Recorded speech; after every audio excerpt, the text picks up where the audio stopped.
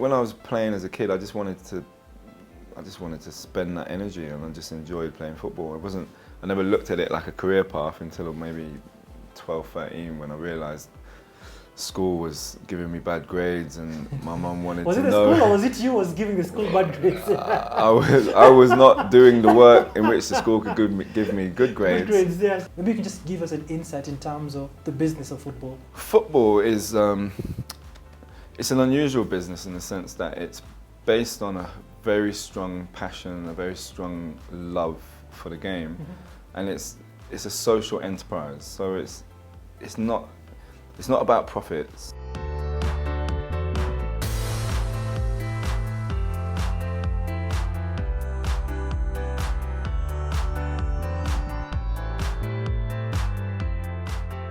Good evening and welcome to the Late Night Business. My name is Ian Dennis, and tonight we have a very interesting show lined up because you're going to be exploring a business that we all literally admire, both ladies and gentlemen, but I'm more so for the gentlemen, the football business. The gentleman I'm about to have a conversation with was a former Kenyan professional, has played in the English League, has played in the American League. Right now is the commercial director for the Kenya Football Federation, and he's actually doing quite a lot in the world of business post the world of football. Before I get to introduce my guest, I'd like to let you know that you're here at the Capital Club, the place you need to be as an entrepreneur, because at the Capital Club, you have access to a wide variety of amenities as an entrepreneur, not only the meeting rooms, but there's the gym, there's also the restaurant, there's so many things you can actually get to do right here at the Capital Club. The gentleman I'm speaking about is Mr. Taiwo, and he has 5 names. I thought I'm the one with so many different names, and I have to go through all of them just to ensure that I don't get any wrong.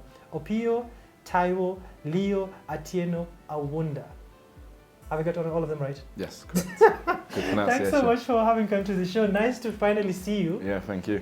My goodness, I remember when you, first played for the Harambee Stars. I think I was in Form 3 back then. I was like, there's a British who wants to come play for Kenya. Why? It's very interesting how our worlds meet up decades much later. I'll never have thought that I would meet you. But the first question I like starting any interview with, what exactly are you most grateful for today? Playing for Kenya in 2009 when you were in Form 3. No, you know, for me, that's a long time ago, right? For me, when I wanted to play for Kenya since 2004 or 5, but they were banned by FIFA. But I always felt that there was more challenge, there was more opportunity to inspire the love of football in Kenya, because at the time it was very underdeveloped when it came to football and sports, but at the same time there was a lot of passion here. And when I came in 2009, I felt inspired by the level of love and passion that Kenyans had for football.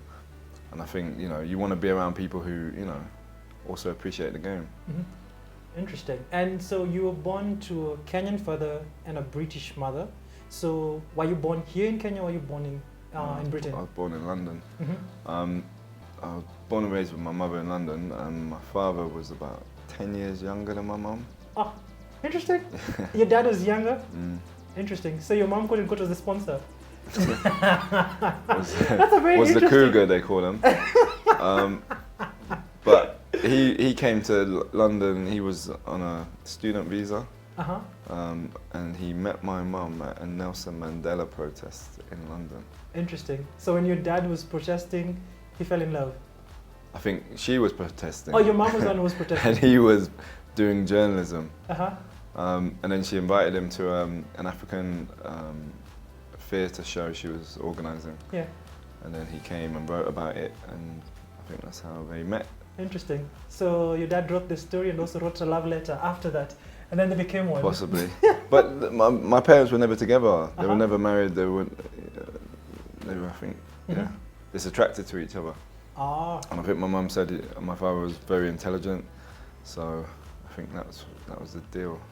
Interesting. So primarily, as you mentioned, did you grow up in a household with both your parents, or your dad was also? No, I grew up with my mum. Mm-hmm.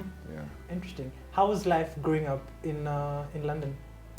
Yeah, it was during the 80s and 90s. It was a different, challenging period. But my mum, I think, was one of those parents that made everything just seem normal, and she was always positive about things.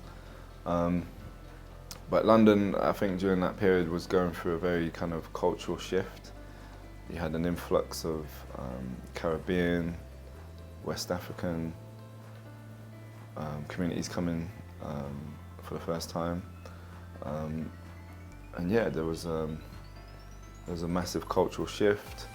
The police were not always, you know, ready for that type of change.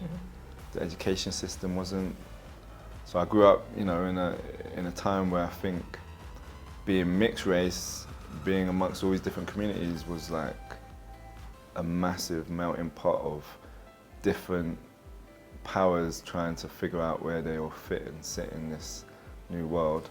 But yeah, I think, you know, looking back on it, it was a good experience, good challenge, and it helps you understand people more. Interesting. And so something we were just discussing about earlier on was in terms of how you found your way into football, because you found yourself into football quite early. So first of all, just growing up, did you have any interest in the sport, or is this just something you stumbled upon, and how did the journey start? So I had a lot of energy as a kid. So I think just naturally, I think when you're a young boy, you want to spend that energy, and football allowed me to do that. I was also very passionate about basketball. Michael Jordan was obviously a great inspiration. But I think when I was playing as a kid, I just wanted to spend that energy, and I just enjoyed playing football. I never looked at it like a career path until maybe 12, 13, when I realised school was giving me bad grades, and my mum wanted to know. Was it the school, or was it you was giving the school bad grades? I was not doing the work in which the school could give me good grades. Good grades, yes. But I think, you know, you get to I quickly realised when I was 12, 13, you know, my mum wants to see me do well in life, and I think you're then put in a position to decide what is it that you really want to do. Yeah. And I loved football, so it was an easy decision for me. Obviously, not everybody thought or believed that I was going to achieve that. A lot of teachers would say, oh, there's lots of boys wanting to play professional football. What makes you think you're going to be good enough? But I just said to them I'd always work harder than everyone else, and I had a lot of energy, so I believed in my ability to, you know, to practice and study the game. And I told my mum, you know, I will study and practice this game, and I'm going to become a professional. Interesting. So you knew that's the path you wanted to go at 12?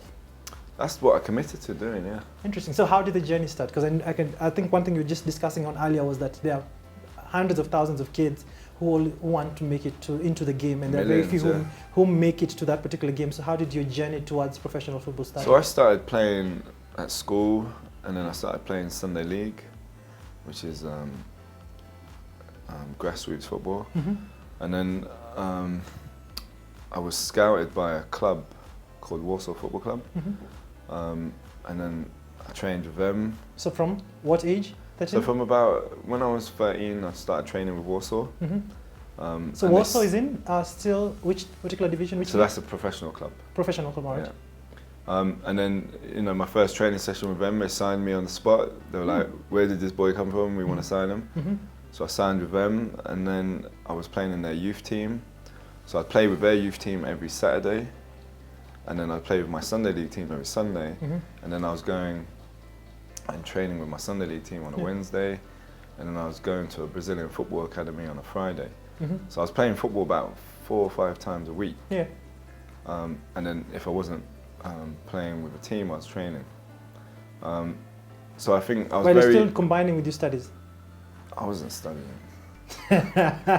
My teacher was like, why don't you do your homework? I said, because I'm playing football. Oh, so literally just used to go to school to attend. That was the conflict. Yeah. You know, they were like, Ty, you're not doing your homework. Yeah. And I was like, yeah, just because I'm playing and studying football. Yeah. And they would say, well, you're not necessarily going to be a footballer. Yeah. So you need to focus on your studies. And I would be like, well, if I focus on my studies, then I definitely won't be a footballer. Yeah. You see what I mean? Oh. Yeah, so that was the argument I was presenting, and it literally got me expelled. At that age? They told my mum, don't bring him back next year, and then she had to take me to a private, to a boarding school, which the government funded for special needs. Yeah. So your special needs was that you didn't want to study. Tried to diagnose me with dyslexia, special needs, all this other malarkey. And really it was just their way of saying, well, if he doesn't want to study, we don't want him here. So I said, okay, no problem. And so you still used to go to the school with special needs, or you also? Yeah, I had to go to a boarding school. Yeah. What? Yeah, I wasn't happy about it, Yeah. but I made it work. I Uh-huh. went there, all I did was play football. Interesting. So primarily, I think what I'm just getting is that you were very adamant that I want to pursue this journey regardless. So you signed for Warsaw, what's it called, for the youth team. Yeah. And I know as a youth team, primarily they usually give out just, is it a scholarship? So I was studying twice a week. Mm-hmm. Again, I wasn't doing much of that. Yeah. But yeah, we had to go to college. But that was a bit of a farce. Mhm. So yeah, but I was training every day Yeah. with the professionals, with my youth team players, and that's what I wanted to do. So when did you get your first professional paid contract? From age of 16. Yeah, 16. Yeah. And how was that particular feeling? That primarily what exactly you're adamant about doing, you managed to finally do it? Because your teachers are telling you need to concentrate on your studies. You didn't listen. You're taken to this particular school diagnosed with quote unquote dyslexia and all that. But here you made it. How was that particular feeling? I wasn't too surprised. My mum, I was happy that she was happy. Mm-hmm. Because you know she invested a lot of emotion and time and energy into me. So when the club told me they're going to sign me and give me my professional contract, you know, she was happy. She was obviously relieved, and I was happy that she obviously was able to witness that because you know, it'd been quite a journey prior to that. And I think everybody in my family, everybody at school, you know, they never thought or expected me to do anything. Just called me troublemaker. So when I got into professional football, Yeah. then it was like, oh wow, The troublemaker finally did it. now he's doing something. Uh-huh. So I never really paid too much attention to people's expectations of me. I just thought, you know, people are always going to say something and have an opinion, but I'm committed, I'm dedicated to studying football and practicing it. And I always say to people, if you want to be something in life, you have to first be it. If you want to be a professional footballer, act like a professional footballer. And that's what I did, and you know, I'm very fortunate that it obviously turned out the right way. Interesting. And something about football that you know about is this: there's so much money in football, and I think one thing you were discussing also earlier on is in terms of like, at 16 or 7, at your young age, you're earning as much more than anybody who's 35 in a particular career, or maybe any particular professional at that particular point in time. How was that particular feeling of being exposed to this particular new world of money through football? So for me, money didn't really, even though I was earning money, it just came into the bank account and that was it. I never really thought too much about it. I just was focused on my football. I think when you're 16 and you're going into a professional environment, and you're not just going into any professional environment, you're going into one where everybody wants to be. True. And when you're on that pitch, everybody knows you.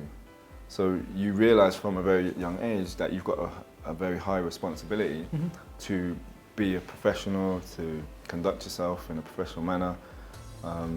And you know, you're blessed because you're doing something that you love. You're doing something that everybody loves actually. And you know, you're able to make a living from it. So I think when I got there, I realized very quickly, I'm gonna make this work. I'm gonna, you know, continue being humble, disciplined, and focused, and not really get into all this like whether you know all this money or fame or all that sort of stuff. I never really focused on that. Interesting. It's interesting that you managed to remain self-grounded. Why was that? Was it because of your upbringing, or maybe because you've been through so much that you this? Because I remember the other day I was listening. I usually like listening to a lot of football banter, and I'm sure you know Micah Richards, and primarily what's it called, his crazy banter. And he's just mentioning the moment he got his first big contract, the first thing he did was buy a big, I don't know if it was a Ferrari or what. And I hear there's so many stories about footballers having their first contract and they buy big cars and all that stuff. How come for you, you're just very chilled out? I think that Michael Richards was making a lot of money, but I wasn't making as much as him. But I think for but me, whatever is in comparison, it's also substantive. Yeah, I just think for me, I was just, you know, I'd gone through a lot as a kid, and I felt a duty to make sure that I always kept my feet on the ground, but also, you know, my aspirations, even though they were high, I always knew that I had to do the things every day and not be distracted by materialism or popularity and all this other stuff. I can't imagine if I don't know how I'd cope now with all this social media. Yeah. Oh yeah, because into the day, just social media wasn't as big. It wasn't there. And I think, the way my mum raised me was always to kind of appreciate and value simple things and not necessarily define yourself based on material things. Oh, interesting. So I think maybe that had an influence. And but then you're still young. Primarily, was there any particular crazy thing that maybe you indulged in at that particular point that just because you've made it finally? The troublemaker had made it. Was there anything that you got to try to prove? But I was never really a troublemaker. That was the thing. I was just someone who had a very strong opinion at a very young age. And I think adults, when they see that, I think they feel threatened by it. I think they feel like, how can he know this so early? And I think that causes people to feel maybe I'm going to teach him a lesson. Even though he's done nothing wrong, I'm going to teach him a lesson. And when they realise that the lesson continues to get passed, I'm not giving up. I'm not talking, I'm actually saying what I'm doing. And I think maybe clearly teachers weren't used to that kind of character, and I guess my mum always raised me to be honest and open about what I wanted and what I didn't want. And I had, I guess, a lot of faith in that. Interesting. And primarily just because you've been at it, for us, I'm an Arsenal fan. I follow a lot about things that happen around football. But primarily, what's it called? Because you've played professionally, maybe you can just give us an insight in terms of the business of football. How big is it? Because for us, you see it, we're just fans. But you having been in the business and having been also a product of the business, because you're a player, you're such a valuable aspect. How does the business of football look like? Football is it's an unusual business in the sense that it's based on a very strong passion, a very strong love for the game, and it's a social enterprise. So it's not about profits. It's not about riches. It's really about community, family, values. And I think the reason why people love it so much is because it's a way of life. It's not just a job.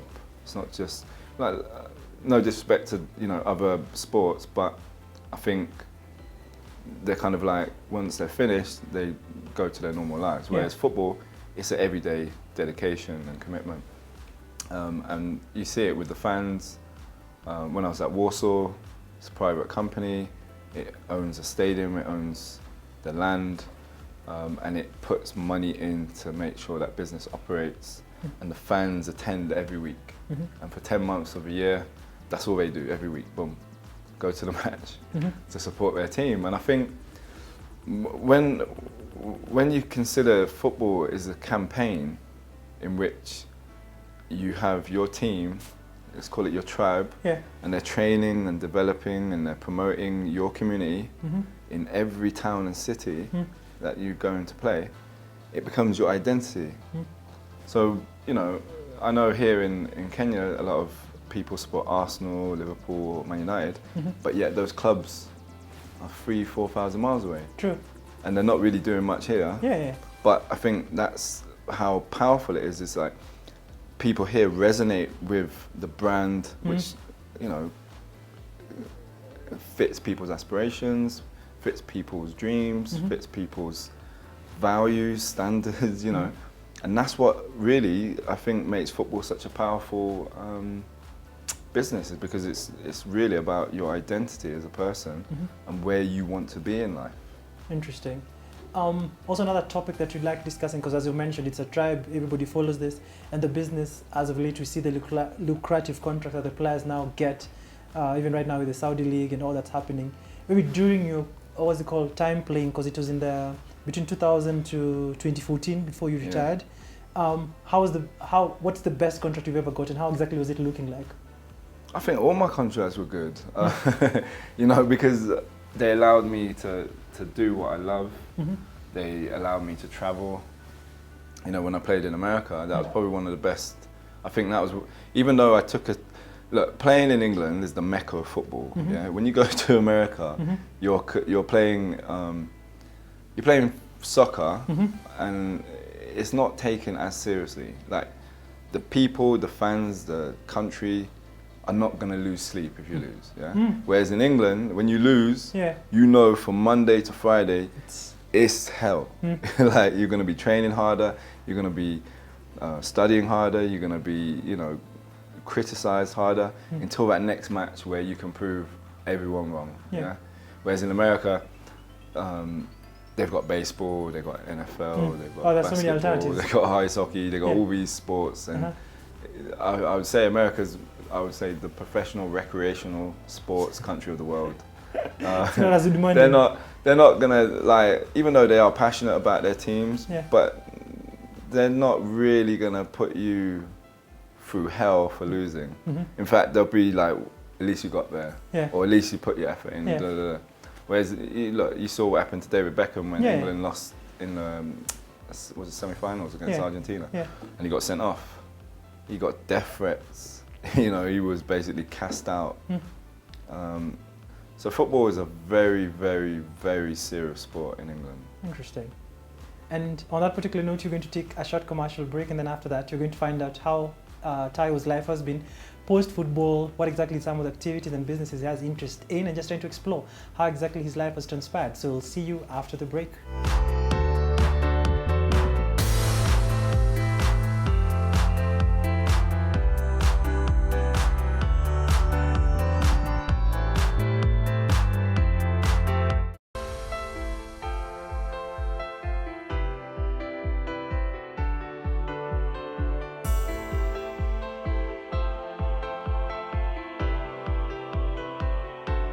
So welcome back to the show. Before we went on a break, Ty was just taking us through his journey, how exactly the world of football looks like, something that many of us primarily would have been in that particular part, but anyway, our feet did not last for that particular long.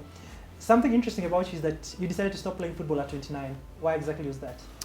I think I got to the point where emotionally I wasn't as passionate about playing anymore. The financial side did not push you emotionally?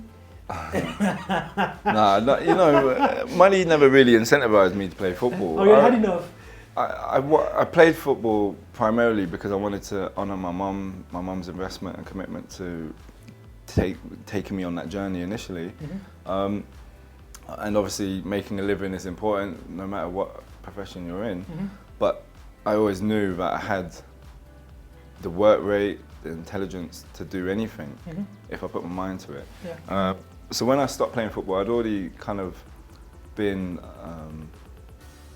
in property, already been in some form of business, and I knew that, you know, I never wanted to get to 35 and be like learning all these new things. I always felt like if I'm 28, 29, I've got energy, I've got time to learn any industry, any kind of skill in which I can then transfer. And then when I get to 35, I'm already ahead of everybody else in my own profession. And I think one of the things a lot of footballers do is they play until they're 35, and then it's like, what do I do now? And they've probably already built up a substantial amount of wealth or a family and a network. And then I think a lot of football take the easy, most comfortable route into kind of like coaching, managing. And I just always knew I never wanted to be a coach. Why? No. Or you only demand just studying a player like you? I never wanted to be a coach, I wanted to be a manager. I always felt like if I was going to get into football, I want to be a part of building a new club or building a new facility and being a part of, you know, that type of governance. I had a lot of passion for branding, marketing, and I just felt like there were things, every club I had been to, there were things that I would have changed or would have implemented that would have made those clubs better. And that kind of, caught my interest and inspired me a bit more than just doing a job as a coach or manager. And something interesting that you're discussing also off camera was how you stopped playing football. You mentioned that your coach then was Edgar Davids, the famous was your coach. Just take us through that story for the benefit of the audience. It's just an interesting story. You woke up on the wrong side of the bed. No, I think the right side. I'd gone to Barnet after I left Torquay. I'd gone to Barnet. I'd met Edgar Davids at a Nando's in London. And obviously I was a big fan of his as a kid, took a picture of him, and I told him obviously I was a professional footballer, and I knew he was managing Barnet. And he said, come down and train, you know, let's see if we can do something. So I went there and trained and played a friendly match, and they signed me. Yeah. And then I started playing in their first team. And I was enjoying it. I think, you know, I think he's someone who kind of like breathed a bit of, you know, fresh air into, you know, the game again for me. But I think it was after the new year. I'd been doing quite a lot of work outside of football, and I just knew where they were trying to get to, I wasn't necessarily committed to bringing to the training or to the matches. So I think one night I was just like, instead of, you know, pretending that I wanted to be there, I just texted him and said, I'm not coming in tomorrow. And that's it? Yeah, I said, I'm not coming in tomorrow, I don't want to play anymore. Thanks for the opportunity. Yeah. And that was after how long, after being part of the team for how long? About 6 months. So 6 months you decided, I'm just done with this? Yeah, I was done. Interesting. And you mentioned that while you were still in the game, actively involved, you already started making your strides in property, strides in business. What exactly informed this element of just trying to diversify before? Because unlike many players, like you just wait to finish and then see what I'll do. I think for me, I don't like being ignorant. I don't like not knowing things. I don't like sitting at a table with anybody and them knowing more than me. And not because it makes me feel inferior or less than, but because I just want to contribute. And I think, you know, as a young person in England, mixed race, there was never high expectations for me other than, I guess, my mum's. And I just didn't like ever feeling like I can't contribute. So for me, when I'm getting into business, it's not really about profiting or, you know, status. It's like, for me, what's my self-worth? I know if I study, if I practice something, and if I dedicate something, that I can attain a good level of knowledge, and then contribute towards other people's success, you know. And like how my mum contributed to my success, I would like to, you know, be able to contribute to other people's success, and so we can all be successful. You know, that's how I see it. Interesting. So after now, what's it called, saying that I'm done with football, you already had some interest around it. So what happened next? What did you now throw yourself into after now stopping playing football full time? So with my accountant, I spent a lot of time building financial models around investments, and then studying company law. Thankfully, most of all of this is online, so you don't have to go to school for it. And just like, you know, being in various different rooms with various different professionals, and just seeing how they conduct themselves, and understanding the roles they play in whatever business they're doing. Yeah, I love learning, I love absorbing, I love observing different things and seeing how they can be useful. Interesting. And then one of the roles that you actually got into is becoming a commercial director for the Kenya Football Premier League. How did that come about, and why did you decide to take this role? And even what does it entail? Yeah, so a commercial director pretty much covers a lot of the grounds of a business. I focus mostly on the branding, the marketing of the investment. That in this country, what we need is facilities which allow people to play the game, allow people to socially network within that game, and raise their standards. Look, grassroots is the biggest and most important part of football. In England, the UK, grassroots football generates £12 billion a year. 12 billion pounds. 12 billion. That excludes the professional game. Pounds, not shillings. Pounds. Pounds. Wow. So it's about $15 billion every year generated from grassroots football. Now, if you think about Kenya and Africa, there is no real grassroots football business, is there? There's just schools, and then there's professionalism. So in between all of that, there's a business opportunity to develop these facilities, make them commercially viable, and then for people to use them. And then it's not for them to become professionals. Yeah. It's just for them to use them and Yeah. enjoy the lifestyle that it brings and the social network. Yeah. And I think that's one of the most productive, I think, businesses that can contribute to young people's development and social cohesion, which I think is lacking at the moment. And what steps have you been able to do? Because primarily, one thing that you understand about the football in Kenya is that it has not been adequately funded, it has not been adequately given attention. And you see a lot of these particular gaps, even as you mentioned, the time you wanted to play for Kenya, we were banned, mostly based on our mistakes, mostly in terms of our leadership. So what exactly is it that you're doing to ensure that Kenya will be able to come out of that? Because I think that's, AFCON just ended yesterday. By the time you're recording this, Ivory Coast had already won the AFCON. Yeah. One of the interesting things and the insights, I don't know, it's you were discussing about, is that their facilities, it's just, despite where they are right now, it's superior to what exactly it is that you have here. So what do you think we should do for Kenyan football to change? So the way I see it, I deal mostly with investors, and I deal with mostly the financial side of things, and then I also package these products into a format that's easily digestible and understandable for legal professionals or financial professionals to advise their clients.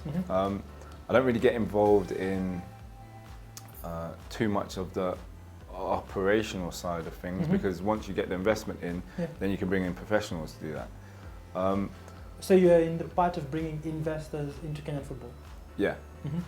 Kenya, obviously being the 6th largest economy in Africa, already has a lot of investors. It's about putting together a package in which they feel comfortable and confident about getting involved in football from a recreational / amateur standpoint. When you're looking at the professional clubs, that's a completely different proposition. And I think that is something Kenya's not quite ready for. I think we first have to do the grassroots football, like the foundation, so that investors think, well, this is worth doing, but also feel like comfortable doing the professional game later on. Because ultimately the professional game, that's at the top. Yeah. And it's very, I think at the moment it's still very not as organised as it could be. And doing the grassroots will, I believe, give the foundations and the economy to scale the professional game. And one of the things about the business of football is that many of us don't understand it adequately, because you always just perceive, or we wonder, where does this money come from? So I know there's also the commercial aspect, stadium, because players are paid a lot of money. But from where you sit, you've mentioned something interesting about the grassroots in the UK generating all those billions of shillings. How is that particular money generated? So, for example, a recreational centre in England will have multiple sport facilities like swimming, badminton, almost like a sports centre.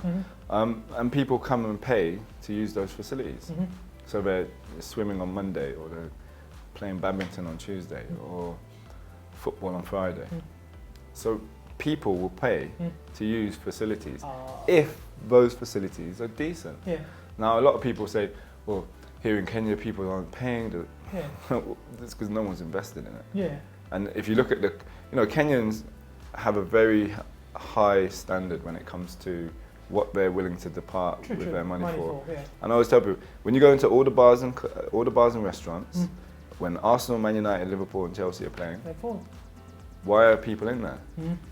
Because they're coming to see a quality product, and the bars have invested in quality service and facility in which they can then buy their drinks and food and socialise with their friends and network with new people. Whereas when you look at the sports industry here, there's not that level of investment or quality. And I feel like the young people in Kenya they're not attracted to those sites because they're not embracing or resonating with their aspirations or standards or social network. So there's a disconnect there. And also something interesting is that Kenya has bid and successfully bid for the 2027 AFCON, together I think with Uganda and Tanzania.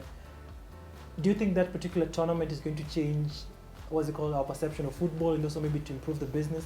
What's your insight around that? Well, I hope so. I think we, as a country, have to take football more seriously as a business. We need to collaborate with one another more. I still think there's, you know, a bit of a disconnect between the various different branches of football here. We need to come together, put aside whatever differences there are, and think, how can we make football work as a business for Kenyans? That can be easily done, because at the end of the day, we've got one of the strongest economies in Africa, one of the largest populations. There's enough business for everybody. I think we just need to get on with it now. I've been involved in Kenyan football for 15 years now, and from 2009 to here, there's been a lack of investment from the private sector into any kind of facility. And you know, I've been around all the sites in Nairobi where they have football pitches or sports facilities, and they're the same as they were in 2009. Nothing has ever changed, despite all the political promises. Tutajenga, tutafanya, but anyway, that's another banter for another day. On a personal level, you have interest in private equity, and I think one of the core, maybe you can just, maybe for the sake of the audiences, we always confuse private equity and venture capitalists. From where you sit and primarily what exactly it is that you do, what's the difference? Well, venture capitalism is where people typically take a large share of someone's existing business for capital. Private equity kind of covers a broader base. You're dealing with private equity, like private investors, who can be people or institutions, but you're typically raising investment for your own projects. I tend to focus on my own projects because I'm not necessarily looking at buying up lots of ventures that are being done by other people. And I think sometimes if you're doing your own projects, you believe in them, you can actually provide more assurances, and then you can also pick your local partners that you want to work with. But I have to do things that I believe in. So what's your interest in? What do you look into before? I look at things that basically have more social impact, because that's where the opportunities lie. I think when you want to build something that can have, you know, a legacy and a long-lasting impact on the community, I think you've got to look for opportunities that others are not necessarily interested in, because let's say it's not making as much profits or haven't made any profits yet, but there's obviously an asset there that can be developed, and once it's been developed it can be profitable and it can be cash flow positive. I think here in Kenya there's a lot of businesses like that. I think sometimes here in Kenya people look at the Joe Cali businesses and then they look at the big businesses like multinational. And then for me, I always tell people, it's the small, medium-sized businesses in the UK that pay the most tax receipts. Yeah, so they're generating the most money. So here in Kenya, I think it's the same kind of opportunity, building small, medium-sized businesses that can contribute to the economy far greater than the Joe Cali or the multinationals. So you've been in the world of football for around 15 years. What's it called now, in the world of business? Do you draw any particular comparison between both particular worlds?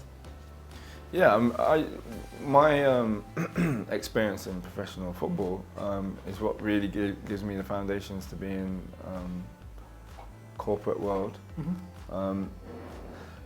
I tend to approach the corporate and business world in the same way I would if I was playing professionally in terms of professional football. Well, just preparation, commitment,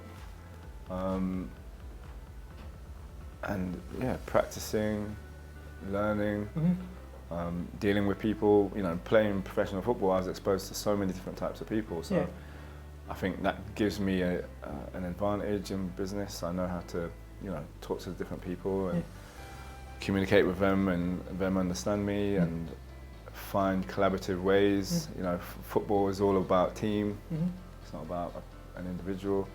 And I like to collaborate with people and find, you know, ways in which we can achieve the same goals. Interesting. And I think one thing that you've looked at is that in terms of before you got into football, you had faced that particular difficulty where people didn't believe in you, but you went ahead and proved yourself, became one of the very few who managed to play football professionally. Now, looking back, and also here you are now in a different jungle in the world of business whereby you've adapted. Looking back, what are some of the lessons that you can see that through this particular journey that you've been through that you can actually share to any person watching this that can actually learn from your journey? Always, like, whatever you want, always believe in it, Mhm. more so than anyone else. Mhm. And also, you know, like I said, like, no one believed that I would be a professional footballer. Yeah. And in order to be a professional footballer, I had to believe in Yourself, myself. Yeah. And also I had to be and learn what a professional footballer was. Mhm. I think a lot of people maybe have dreams or goals and maybe are not pushing themselves Mhm. to learn the components of those particular jobs, Mhm. and then relying too heavily on others to Yeah. maybe tell them what they can and can't do. Mhm. And I think that's everyone is in their own place and their journeys are different, but I think it's a difficult place to be when your self-identity is based on other people's perceptions of you, Mhm. because those will change all the Yeah. time. I think you have to be honest with yourself. Mhm. You have to work hard and, you know, get through the storms. And when you get through the storms, you typically find whatever challenges or problems you face, when you attack them head on, Yeah. you get on the other side, you are a different person. Interesting. Yeah.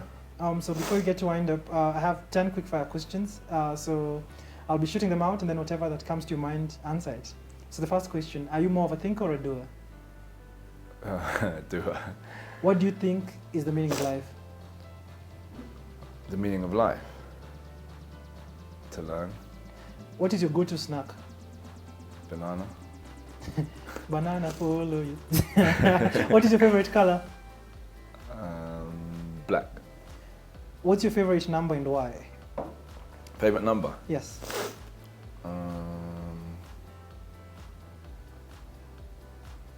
8. Why? Circular. Oh. So in a circular economy. How do you start your day? Breakfast. What scares you?